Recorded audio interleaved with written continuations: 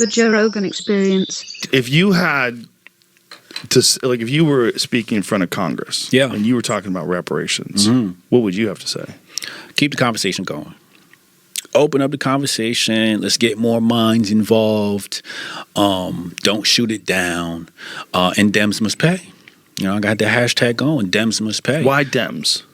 Because it's a great start, number one. So, you know, when we had the debate with C.J. Pearson, he said, you know, in his rant, you know, he went off about da-da-da-da, and he said, if anything, the Dems should pay. It's the liberals because they had the KKK, they owned slavery, they ran the slave trade, da-da-da-da-da. So it's like, well, if that's the case, then why don't we make them pay? The other thing is, you know, if you're conservative and you know, you're having this election race or whatever, why don't you just take the wild card away from them, you know, from the left and say, well, yeah, you know, if there is a reparations conversation, you know, that was the Democrats, that was the Dixiecrats that installed black codes in South Carolina. They're the ones that... That's an interesting conversation, right? When you say that. Yeah. And like, wait, what?